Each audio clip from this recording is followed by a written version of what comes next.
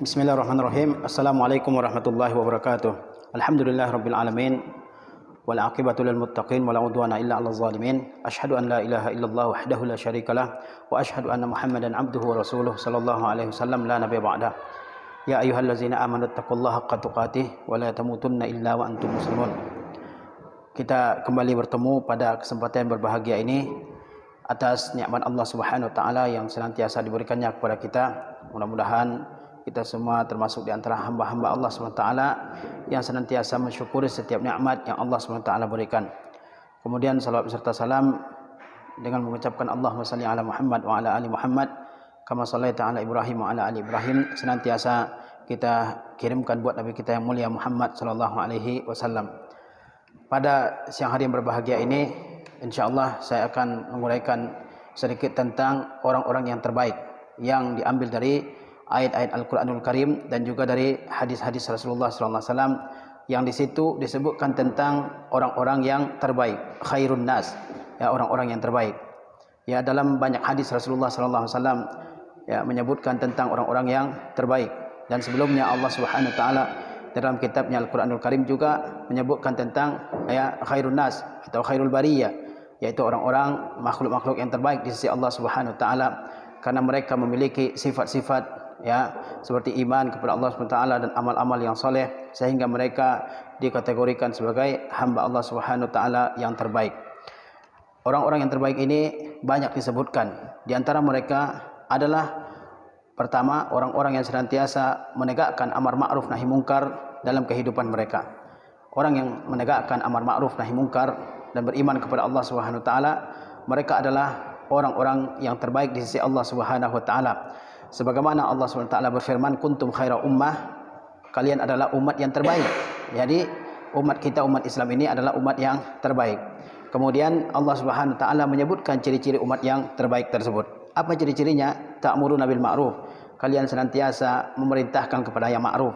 Ma'ruf itu adalah segala bentuk perkataan, segala bentuk perbuatan yang baik, ya, yang mulia dan membawa kepada ketaatan kepada Allah Subhanahu wa taala. Itu disebut dengan al-ma'ruf. Ya, kuntum khairu ummah, kalian adalah umat yang terbaik. Ta'muruna bil ma'ruf, kalian menyuruh kepada yang ma'ruf, kalian mengajak kepada yang ma'ruf, kalian memerintahkan kepada yang ma'ruf, yaitu kepada segala bentuk ya perkataan dan perbuatan yang baik yang akan mendorong ya manusia kepada amal yang soleh.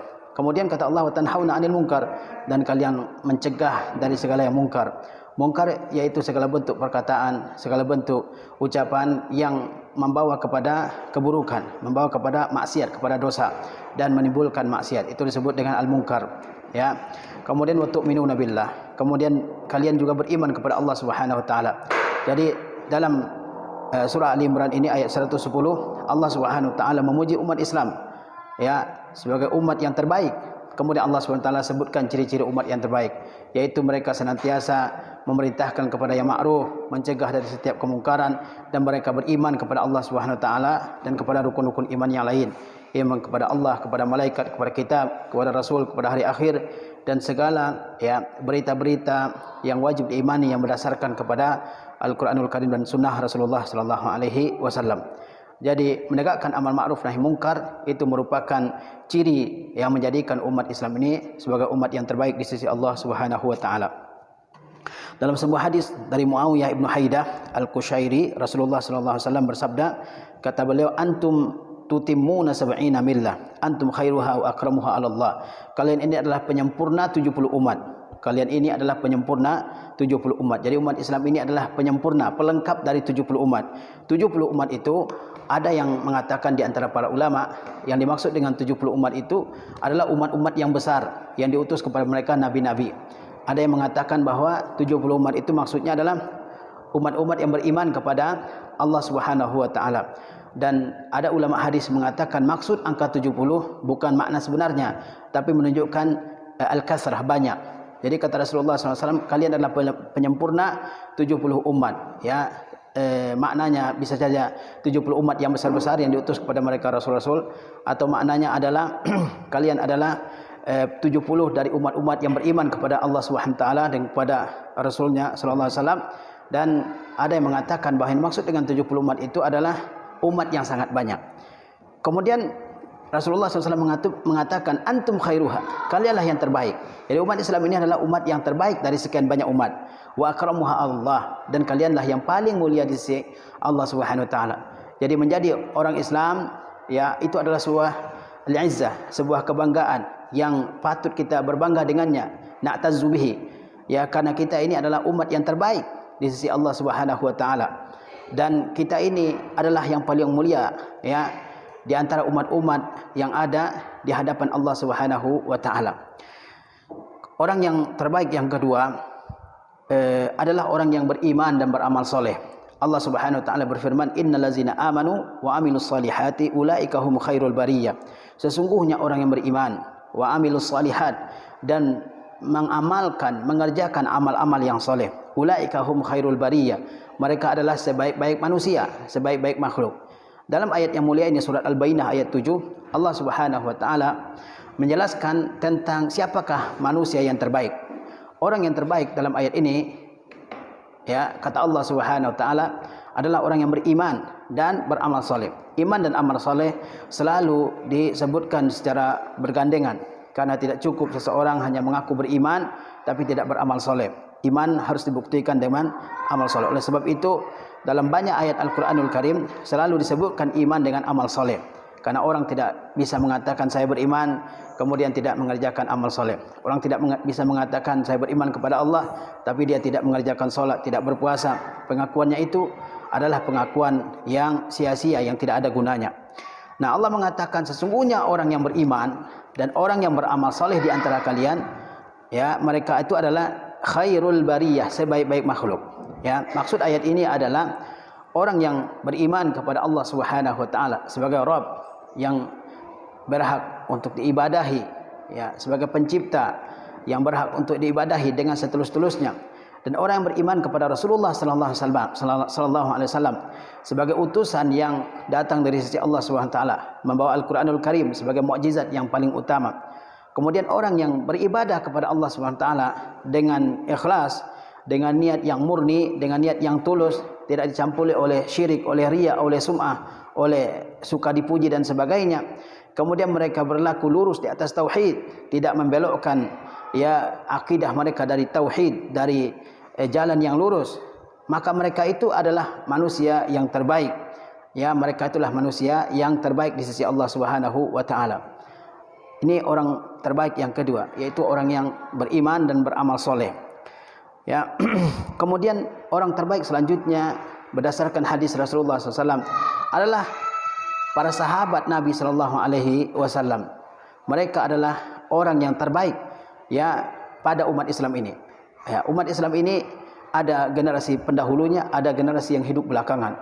Yang terbaik dari umat Islam ini adalah generasi yang terdahulu, yaitu generasi sahabat, tabi'in dan atba'ut tabi'in. Dan yang paling baik dari generasi terdahulu itu tentunya adalah para sahabat Nabi ridwanullah ta'ala alaihim. Para sahabat adalah mereka yang bertemu dengan Nabi sallallahu alaihi wasallam, beriman kepada Nabi sallallahu alaihi wasallam dan mati di atas keimanan. Ini disebut dengan ya para sahabat Nabi ridwanullah ta'ala alaihim. Di dalam Al-Qur'anul Karim dan juga dalam hadis Rasulullah SAW terdapat begitu banyak pujian terhadap para sahabat ridwanullah ta'ala alaihim. Dalam hadis Nabi SAW ada pujian yang berbentuk umum ditujukan untuk semua sahabat.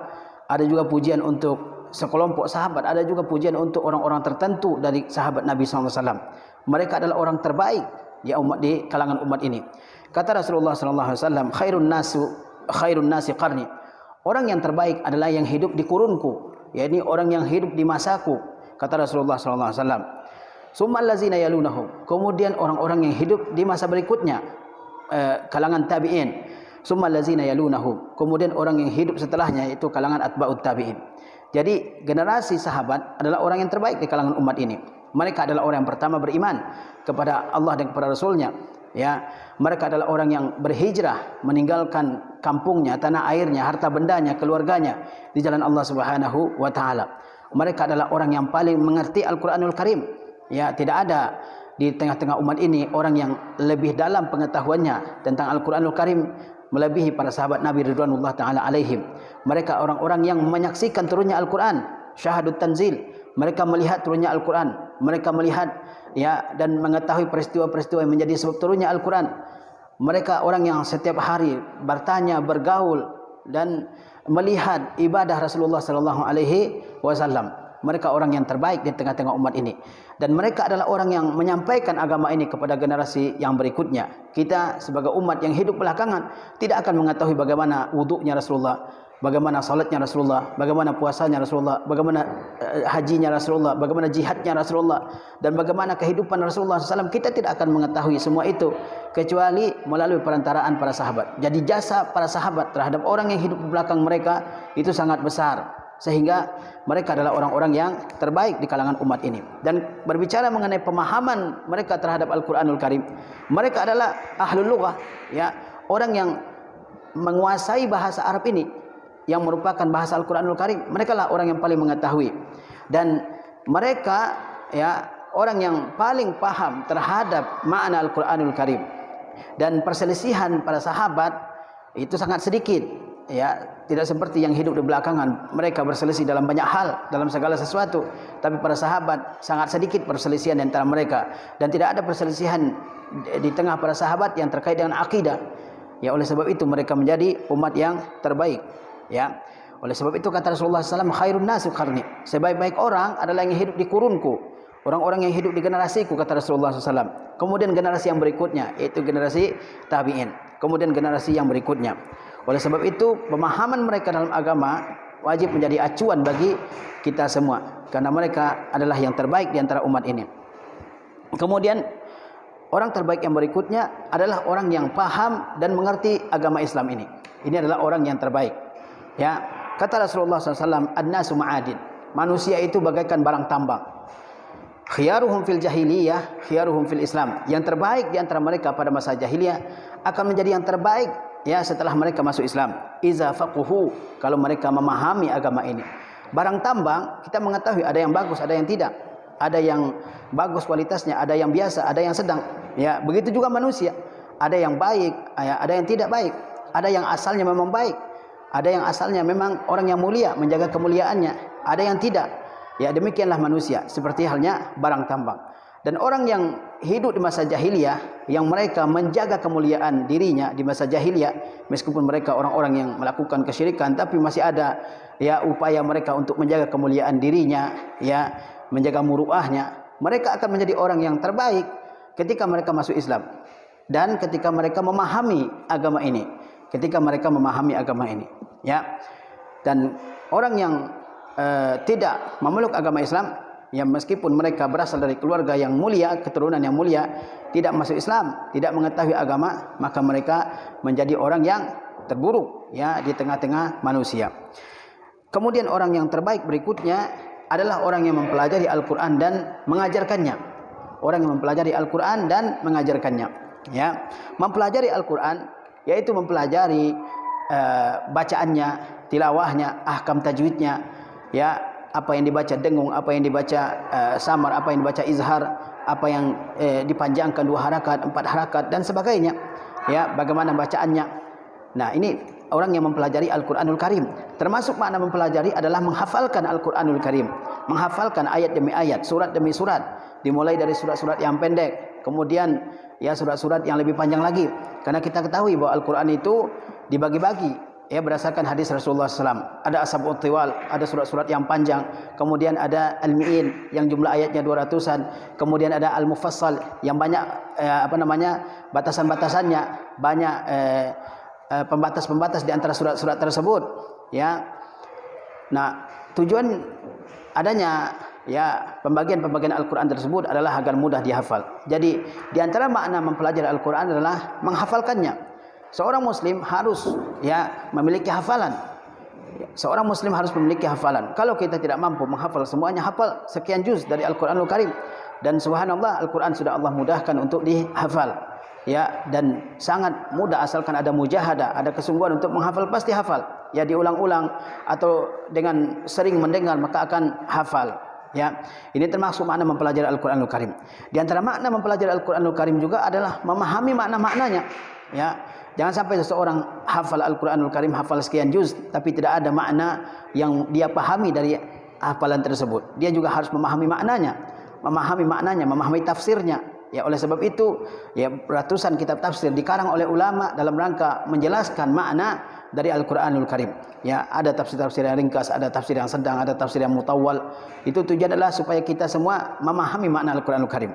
Karena Al-Qur'an itu ya tidak cukup hanya dihafal, tapi juga dipahami, kemudian juga diamalkan, ya. Kemudian kata Rasulullah SAW, wa'allamahu, dan dia mengajarkannya, mempelajari dan mengajarkannya. Karena orang harus belajar terlebih dahulu, menguasai suatu bidang, baru kemudian dia mengajarkan Al-Quran. Jadi orang yang mempelajari Al-Quran di tengah kita bukanlah orang yang kualitasnya biasa, tapi orang yang terbaik. Demikian juga orang yang mengajarkan Al-Quranul Karim, mengajarkan dari alif ba ta sa, yang mengajarkan hukum-hukum tajwid, mengajarkan cara membaca Al-Quran dengan baik. Dia adalah orang yang terbaik. Khairukum man ta'allama al-Qur'ana wa 'allamahu. Sebaik-baik orang di antara kalian adalah orang yang mempelajari Al-Qur'an. Ya, tidak ada ruginya orang yang mempelajari Al-Qur'an, meskipun ya kadang-kadang seseorang berhujjah bahwa dia sudah tua, tidak mungkin lagi belajar. Pasti bisa kalau dia mau, tidak ada batasannya. Ya. Tidak ada batasannya. Ada juga sahabat-sahabat yang ketika masuk Islam mereka sudah usianya di atas 40 tahun ada. Tapi mereka tetap ya berusaha untuk menghafalkan Al-Quran. Jangan jadikan umur kita ini sebagai penghalang untuk belajar Al-Quranul Karim. Sebagaimana dikatakan, ya, wal umru kulluhu awanun lit talab wa ibnu Ziyad ba'da sab'ina talab. Umur ini semuanya bisa dipergunakan untuk menuntut ilmu. Pada zaman dahulu ada seorang alim namanya Ibnu Ziyad. Ibnu Ziyad menuntut ilmu setelah dia berusia 70 tahun dan dia jadi alim. Ya. Taib. Inilah orang yang terbaik. Yang keempat, yang kelima, yaitu orang yang mempelajari Al-Quran dan mengamalkannya dan mengajarkannya kepada orang lain. Kemudian orang terbaik yang berikutnya adalah orang yang paling baik akhlaknya. Siapa di antara kita yang paling baik akhlaknya, dialah yang terbaik di antara kita. Sebagaimana dikatakan oleh Ibnu Qayyim rahimahullah taala, ya, ad-dinu kulluhu khuluq. Agama itu semuanya adalah akhlak yang baik. Faman zada 'alaika fil khuluq, ya, zada 'alaika fid din. Barang siapa yang akhlaknya lebih baik darimu, maka agamanya juga lebih baik dari kamu. Jadi orang yang terbaik ya selanjutnya adalah orang yang paling baik akhlaknya, Ya, kata Rasulullah SAW, inna min khiyarikum ahsanukum akhlaqan. Sesungguhnya ya di antara yang terbaik di antara kalian, ya, siapa? Ahsanukum akhlaqan, yaitu orang yang paling baik di antara kalian. Apanya yang terbaik? Akhlaknya.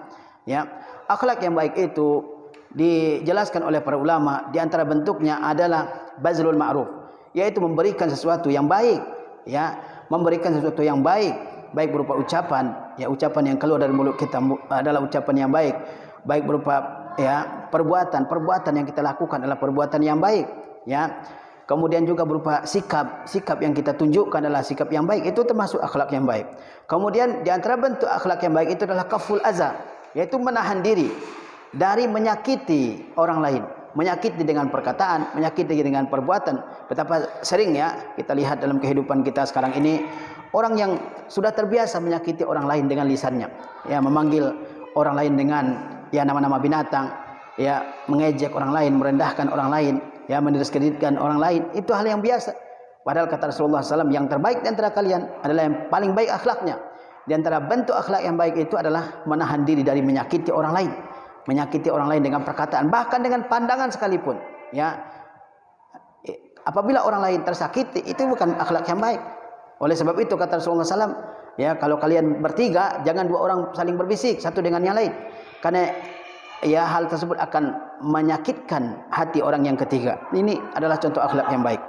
Di antara akhlak yang baik juga adalah bastul wajhi, yaitu muka yang ceria.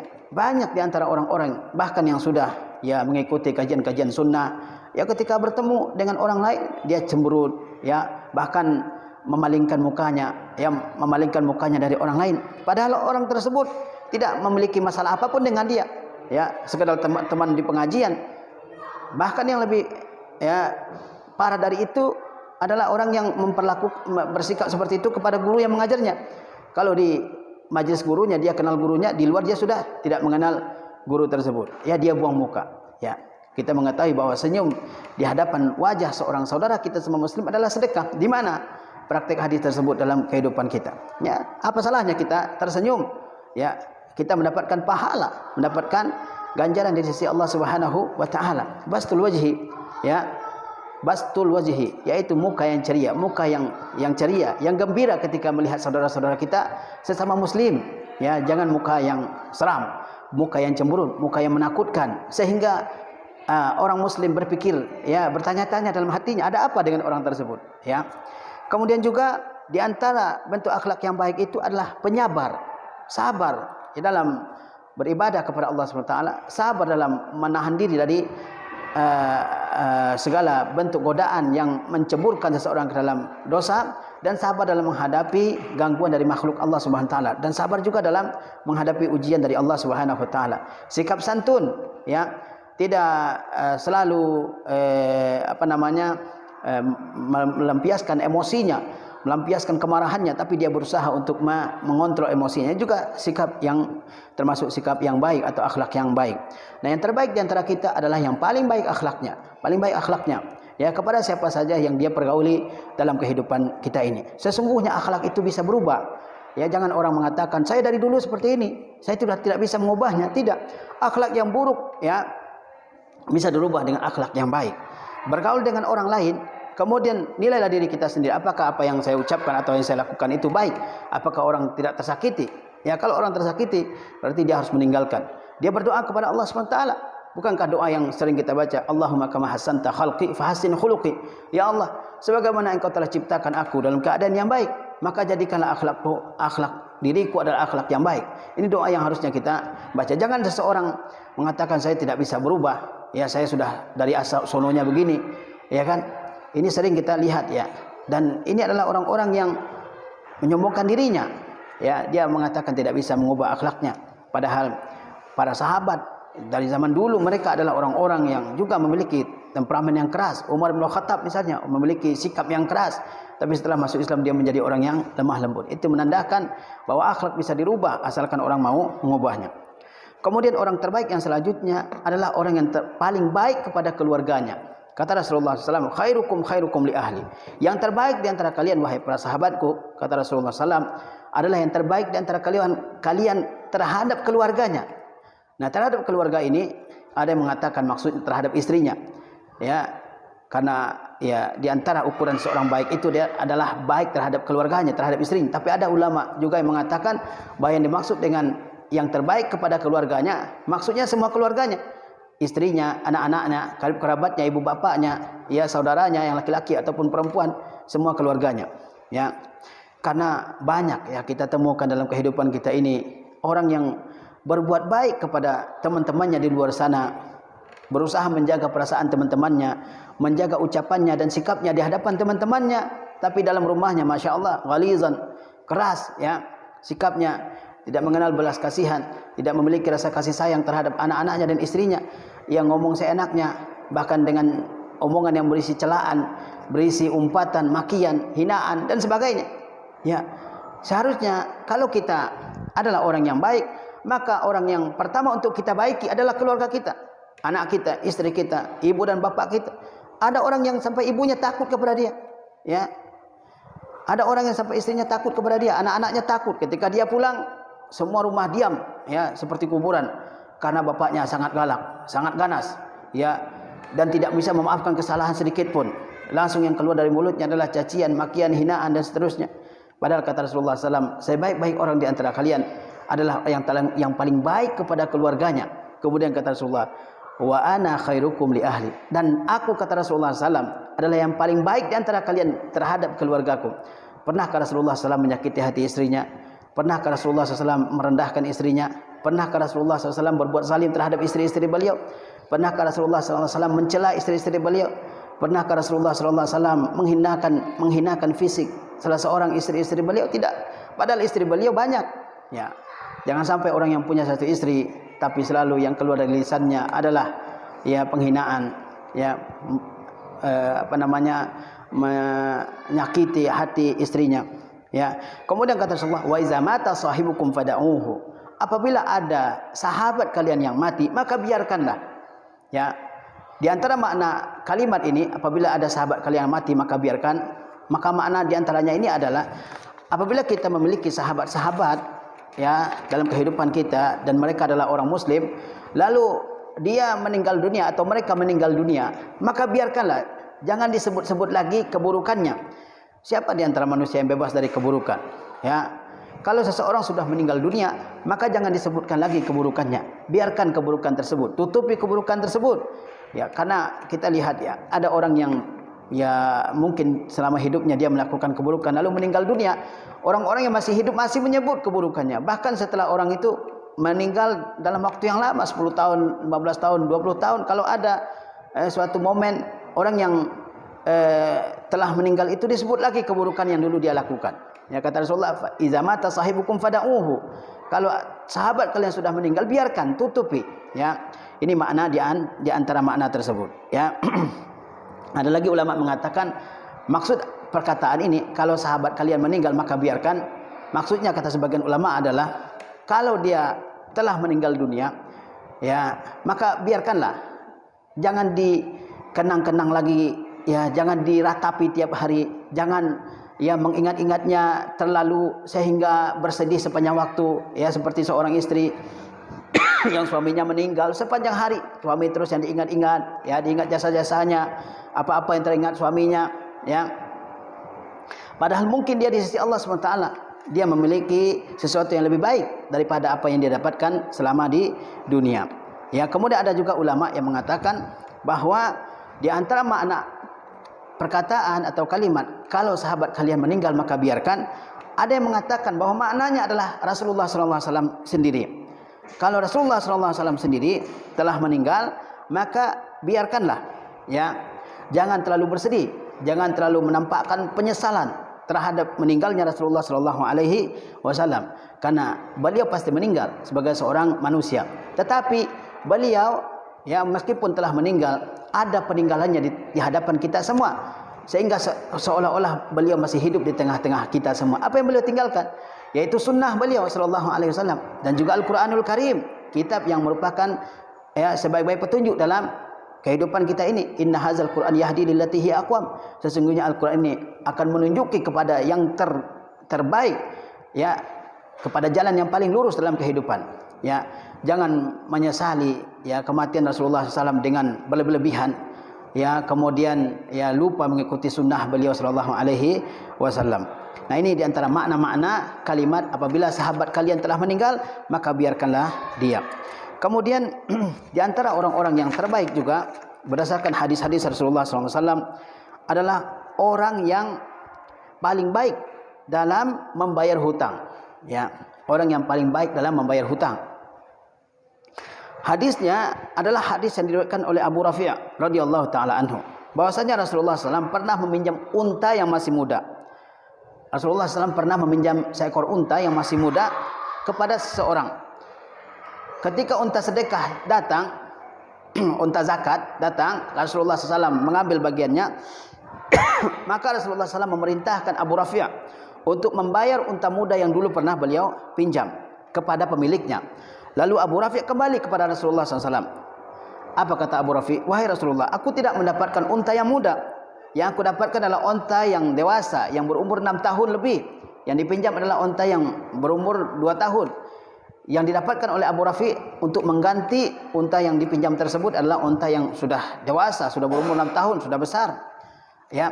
Lalu apa kata Rasulullah SAW? A'tihi iyahu, berikan unta yang besar itu kepadanya, kepada orang yang dulu Rasulullah meminjam untanya.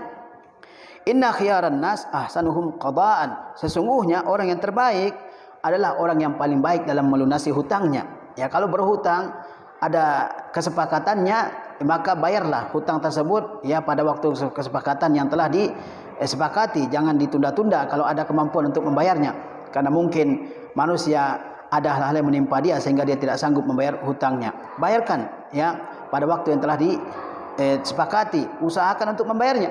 Jangan dilupakan, karena awalnya banyak orang berhutang untuk membantu saudaranya, tapi gara-gara hutang tersebut terjadi permusuhan, dia menghilang, ya, tidak membayar hutangnya. Ya, diingatkan, ketika diingatkan dia marah, ya, ketika dia minjam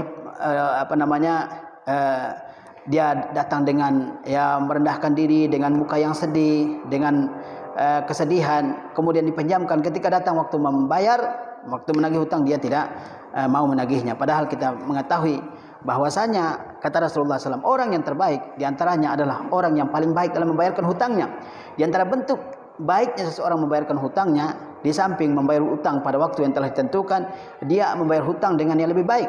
Ya, sebagian ulama mengatakan ketika seseorang membayar hutang, kemudian dia membayar dengan yang lebih, dengan maksud untuk membalas kebaikan orang yang memberikan hutang kepada dia, dan tidak dibiasakan, ya, tidak dibiasakan hal tersebut, maka itu adalah hal yang terbaik dalam memberikan hutang. Tapi kalau seseorang biasa meminjam kepada orang lain, ya, lalu ketika membayar dia membiasakan melebihkan dari nominal pinjamannya, maka ini dikhawatirkan masuk ke dalam riba, karena orang yang akan meminjamkan dia berharap pinjamkan ke fulan, nanti dia akan memberikan lebih. Ini tidak dibolehkan. Tapi ya kalau itu tidak dipersyaratkan dan tidak jadi kebiasaan, maka kebanyakan ulama membolehkannya. Kemudian di antara orang yang terbaik juga adalah orang yang beriman dan kuat dalam keimanannya.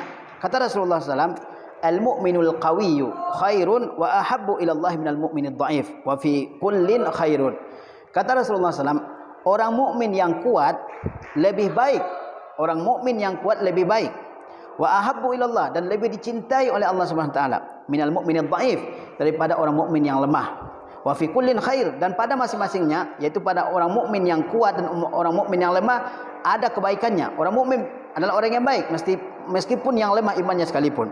Jadi kata Rasulullah, orang mukmin yang kuat, maksud kuat di sini adalah kuat keimanannya, kuat ketaatannya, kuat amal solehnya, bukan kuat badannya. Ya, karena banyak juga orang mukmin yang kuat badannya tapi malas ibadahnya. Bukan itu yang dimaksud oleh hadis ini. Yang dimaksud oleh hadis ini, orang mukmin yang kuat maksudnya kuat dalam keimanannya kepada Allah Subhanahu wa taala, kuat dalam ibadahnya kepada Allah Subhanahu wa taala, kuat dalam salatnya, dalam puasanya, dalam zakatnya, dalam tilawahnya, dalam infaknya, ya, dalam amar ma'ruf nahi mungkarnya. Itu kekuatan yang dipuji, bukan sebatas kekuatan badan. Adapun kekuatan badan, ya barangkali banyak orang yang memiliki kekuatan badan tapi ya lemah dalam beribadah kepada Allah Subhanahu wa taala. Ya, maka kalau orang memiliki kekuatan yang lebih dalam segi keimanan dan ketaatan kepada Allah Subhanahu wa taala, maka dia lebih dicintai oleh Allah Subhanahu wa taala daripada orang mukmin yang ya kekuatannya beribadah lemah, ya, atau kurang kekuatannya dalam beribadah dan beramal soleh. Ya, dia mungkin salat wajib saja, jarang salat sunnah, mungkin juga tilawahnya sedikit, ya. Tapi yang kuat mungkin tilawahnya ya 2 juz sehari atau 3 juz sehari, itu yang lebih dicintai oleh Allah Subhanahu wa taala. Dalam infak juga ada orang mukmin yang kuat dalam segi memberikan infak. Dia infaknya mungkin banyak. Tapi ada mukmin yang lain, mungkin dia juga punya harta tapi infaknya sedikit. Dia yang lebih banyak infaknya lebih dicintai oleh Allah Subhanahu wa taala. Tapi kata Rasulullah, wa fi kullin khair. Pada masing-masingnya, orang mukmin yang kuat imannya dan orang mukmin yang lemah imannya masih ada kebaikannya. Ya, masih ada kebaikannya. Karena keimanan bertingkat-tingkat. Ada orang yang imannya kuat, ada orang yang imannya sedang, ada orang yang imannya lemah, ya. Kemudian juga di antara orang-orang yang yang merupakan orang-orang yang terbaik adalah orang-orang yang berlaku lemah lembut dalam salat. Ya, berlaku lemah lembut dalam salat. Kata Rasulullah SAW, khiyarukum alyanukum manakiba fis salat. Yang terbaik di antara kalian adalah orang yang paling lunak pundaknya ketika salat. Orang yang paling lunak pundaknya ketika salat. Dia memberikan kemudahan bagi orang yang salat di sampingnya. Banyak orang yang kadang-kadang kita salat ya di sampingnya, dia kadang-kadang mengganggu, mungkin dengan gerakan-gerakannya yang terkadang mengganggu orang di sampingnya, tangannya yang terlalu dilebarkan sehingga orang di sampingnya susah untuk sujud, ya kan? Begitu juga terlalu banyak gerakan, orang di sampingnya kadang-kadang susah untuk konsentrasi dalam salat, gerakan-gerakan tertentu, batuk-batuk dan sebagainya, ya. Banyak kita temukan seperti itu. Kemudian juga ada orang yang susah untuk meluruskan saf, ya, dah disuruh maju atau disuruh mundur, dia enggak mau, ya. Dia enggak mau, dia tetap maju atau mundur dari saf, ya. Sering kita temukan hal seperti itu. Nah, kata Rasulullah SAW, yang terbaik adalah yang paling lunak pundaknya untuk diatur, ya. Yang terbaik, yang paling lunak pundaknya di hadapan saudara-saudaranya yang lain di dalam mengerjakan salat, ya. Begitu juga terkadang ada orang yang tidak di depan dia ada saf yang celah yang kosong, dan ada orang yang ingin mengisinya, dia nggak mau memberikan ya ruang kepada orang yang ingin mengisinya. Ya. Nah, kata Rasulullah SAW, orang yang terbaik adalah yang paling lunak pundaknya di dalam solat. Ya. Disebutkan pundak oleh Rasulullah SAW karena ketika kita solat yang paling dekat dengan saudara kita di samping kanan dan kiri adalah pundak kita. Oleh sebab itu hati-hati jangan sampai mengganggu kaum muslimin di kanan dan kiri dengan pundak kita. Tangan mungkin yang terlalu menyentuh saudara kita ya dan sebagainya. Kemudian juga ya orang yang terbaik adalah orang yang diharapkan kebaikannya dan tidak dikhawatirkan keburukannya. Kebaikannya diharapkan dan keburukannya tidak dikhawatirkan. Ya, kata Rasulullah SAW dari Abu Hurairah radhiyallahu taala anhu, Rasulullah SAW berdiri di hadapan orang-orang yang sedang duduk. Para sahabat sedang duduk, Rasulullah SAW berdiri di tengah-tengah mereka. Kemudian kata Rasulullah SAW, "Ala ukhbirukum bi khairikum min syarrikum."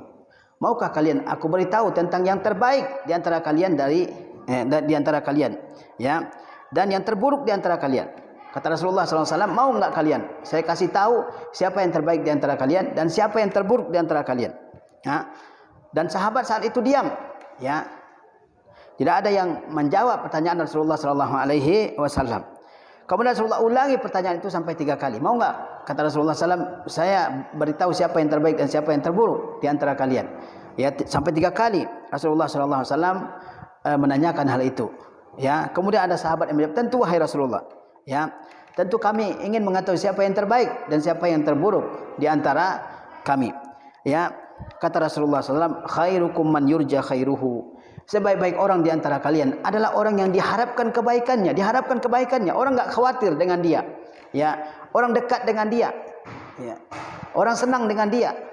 Ya, diharapkan kebaikannya, diharapkan ya nasihat-nasihatnya, ya, ilmunya. Kalaupun dia memiliki kelebihan hartanya mudah keluar dari sakunya, dia dermawan orangnya, ya.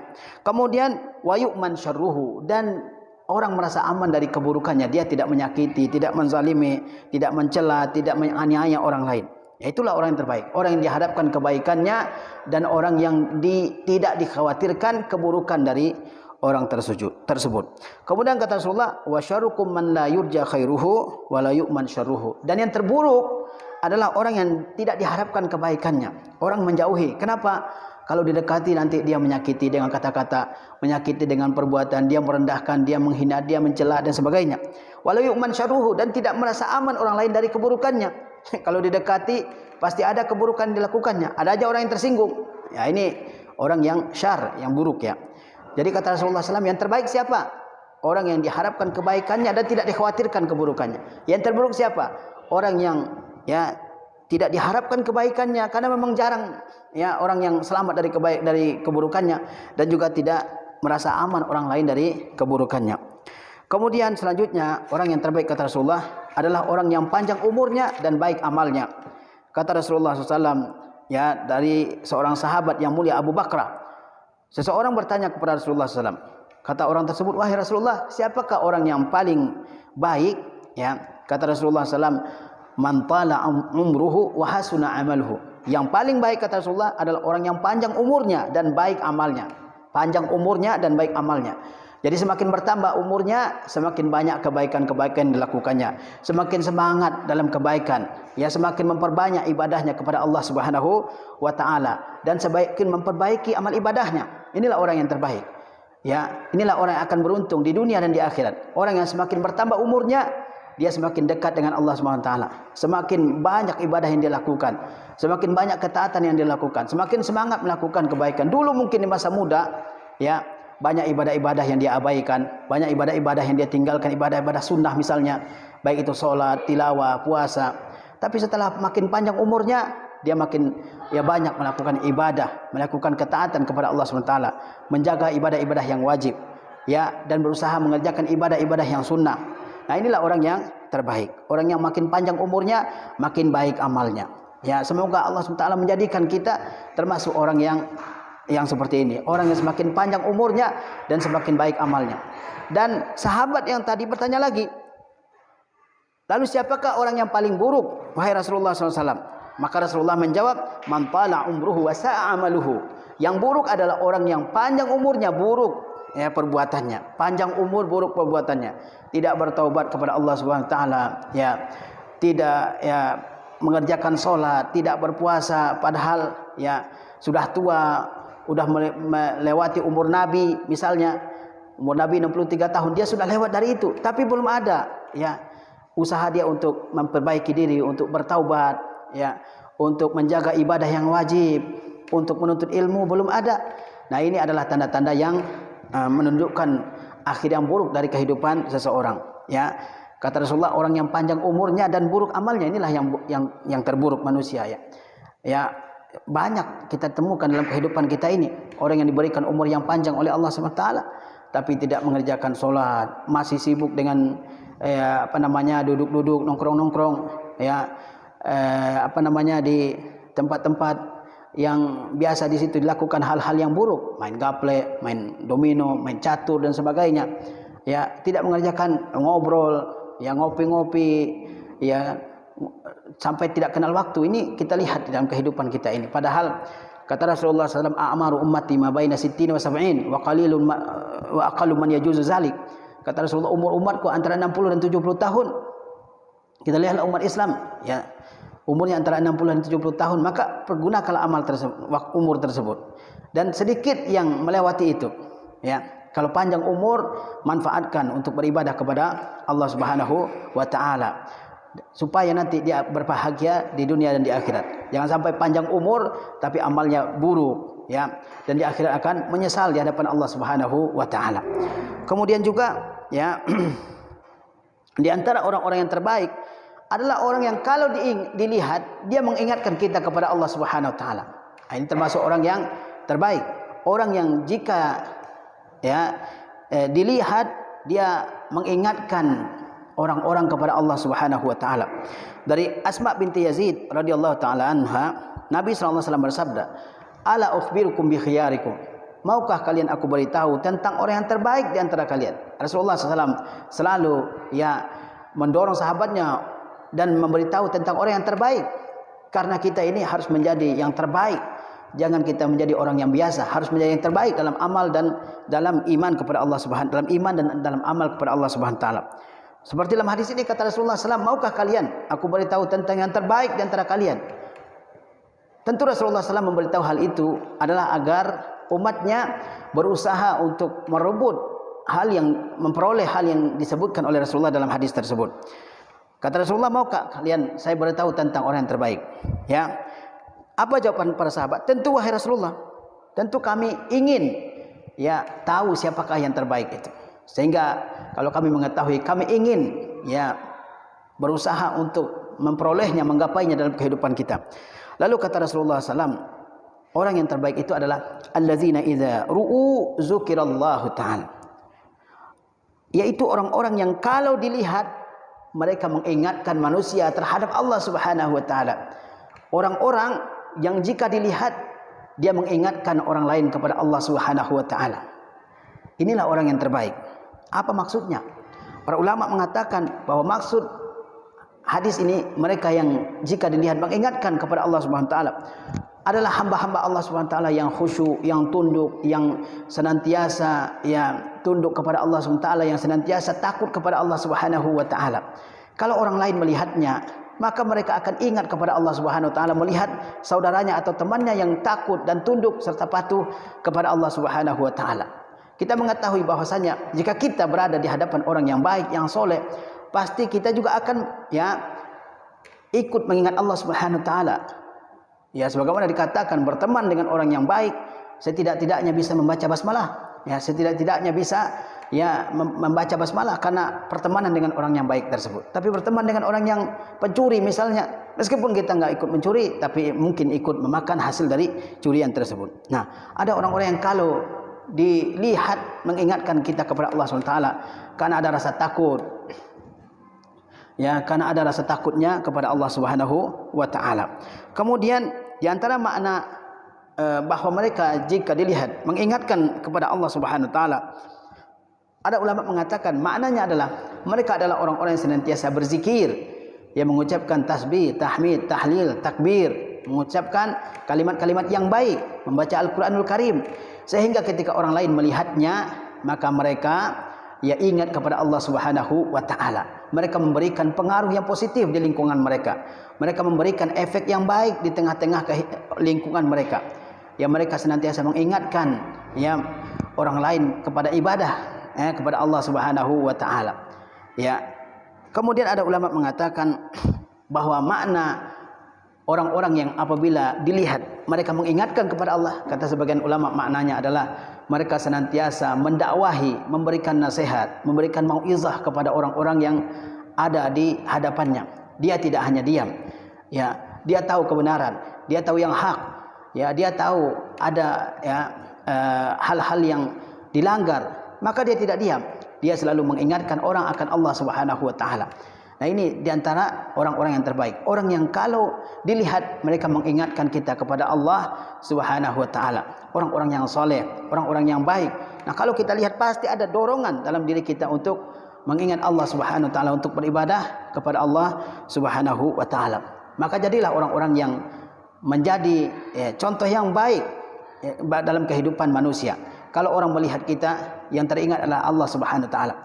Jangan sampai menjadi orang yang kalau orang melihat kita, yang dilihatnya adalah maksiat, yang dilihatnya adalah dosa dan keburukan. Ya, jadilah kita sebagai hamba Allah yang kalau orang lain melihat kita, dia teringat akan ilmu, dia akan teringat akan akhirat, dia teringat akan ibadah, akan amal soleh dan sebagainya. Barangkali inilah yang bisa kita sampaikan dalam kesempatan yang terbatas ini. Mudah-mudahan semua yang kita sampaikan ini bisa kita gapai, kita capai dalam kehidupan kita ini, sehingga kita menjadi orang-orang yang terbaik. Dan orang-orang yang terbaik ini tentu balasannya adalah surga di sisi Allah Subhanahu wa taala. Wassallallahu ala nabiyina Muhammad wa ala alihi washabihi wasallam. Wassalamualaikum warahmatullahi wabarakatuh.